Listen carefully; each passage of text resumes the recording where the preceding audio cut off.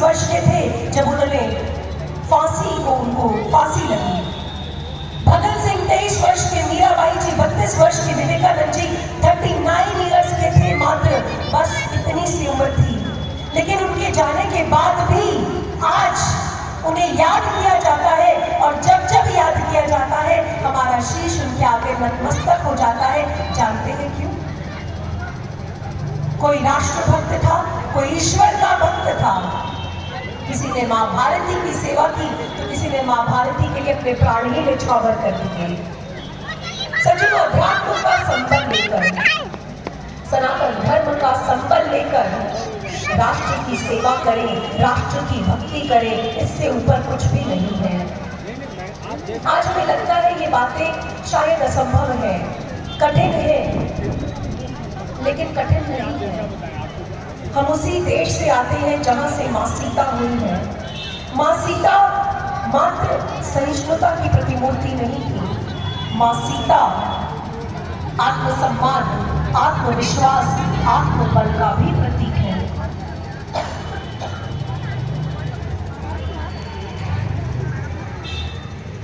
हम उस देश से आते हैं जहां वीरांगनाएं हुई हैं, झांसी की रानी लक्ष्मीबाई हुई है। हम उस देश से आते हैं जहां पर गांधी और मैत्रेयी हुई है।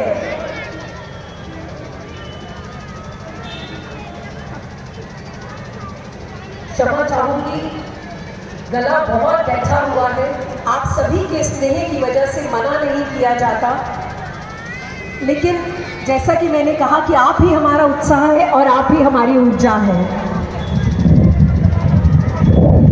हम बात कर रहे थे गार्गी की, मैत्रेयी की, लोपामुद्रा की। सज्जनों, मातृशक्ति में अदम्य साहस है, ताकत है।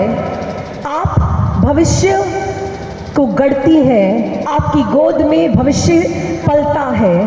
और अगर आप ये ठान लें कि आपने अपनी संतान को मूल्य देने हैं, संस्कार देने हैं, राष्ट्रबोध देना है, तो भारत की प्रगति को कोई नहीं रोक सकता, कोई भी नहीं रोक सकता। कोई चुनौती आ जाए, विपरीत से विपरीत परिस्थिति आ जाए, हम खड़े हैं साथ।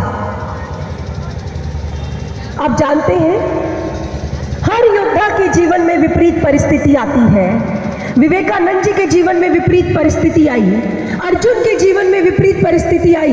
विवेकानंद जी ने कहा कि सत्य को स्थापित होने के लिए 3 चरणों से गुजरना पड़ता है: उपहास, विरोध और अंततः स्वीकृति। समाज पहले उपहास उड़ाएगा, मजाक बनाएगा, फिर विरोध भी करेगा और बहुत बाद में स्वीकृति मिलती है। सज्जनों, जब आज से लगभग 20 वर्ष पूर्व मैंने संन्यास धारण किया था, सभी ने मना किया, बोला क्या आवश्यकता है पढ़ लिख कर संन्यास धारण करने की, क्या आवश्यकता है माँ भारती की सेवा करने की, कुछ बहुत बड़े कॉर्पोरेट में जॉब मिल सकती है, बहुत अच्छा कुछ कर सकते हैं, कंपनी का CEO बन सकती हैं। नहीं सज्जनों, सनातन धर्म के संस्कार थे। ये स्वतंत्रता माता पिता ने दी थी कि अपने जीवन की दिशा का स्वयं चयन करो, तभी आज आपके समक्ष खड़े हैं, आपके बीच खड़े हैं, नहीं तो कभी ये संभव नहीं हो पाता। और जानते हैं, आपके हाथों में, हमारे हाथों में भारत का भविष्य है। तो मैं तो यही कहूंगी, रूप देंगे, रंग देंगे, प्यार देंगे, हम भविष्य को नया आकार देंगे। आज अर्जुन भीम का अवतार बन, प्रलय रूपी काल का श्रृंगार बन, हर जुल्म को रुद्र से हुंकार देंगे, रूप देंगे, रंग देंगे, प्यार देंगे, हम भविष्य को नया आकार देंगे। हम चले हैं सोई पीढ़ी को जगाने, हम चले हैं फौलाद का सीना युताने, इस धरा को नवयुग की बहार देंगे, रूप देंगे, रंग देंगे, प्यार देंगे, हम भविष्य को नया आकार देंगे। अगर आप हमारे साथ हैं तो हम भविष्य को नया आकार दे सकते हैं, भविष्य गढ़ सकते हैं। मुझे याद है स्वामी विवेकानंद जी के जीवन की वो घटना, जब वो विदेश में जा रहे थे, ट्रेन में ट्रैवल कर रहे थे, तो उनका मजाक उड़ाया, उनका भगवा लिबास देखा कि सर पे एक पगड़ी है, उनका उपहास उड़ाया और क्या बोलते हैं, मजाक करते हैं इंग्लिश में कुछ, कमेंट पास करते हैं। उन्हें लगा कि ये तो भगवाधारी हैं, ये सन्यासी हैं, इन्हें अंग्रेजी नहीं आती होगी, इन्हें क्या समझ में आएगा कि हम इनका मजाक उड़ा रहे हैं। तो जानते हैं स्वामी विवेकानंद जी ने क्या जवाब दिया था?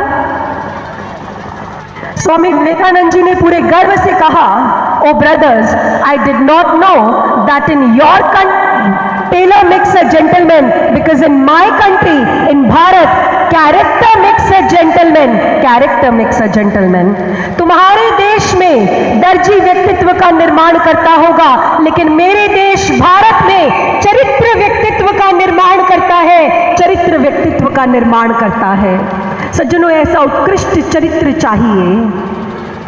हमारा समाज एक समस्या से जूझ रहा है।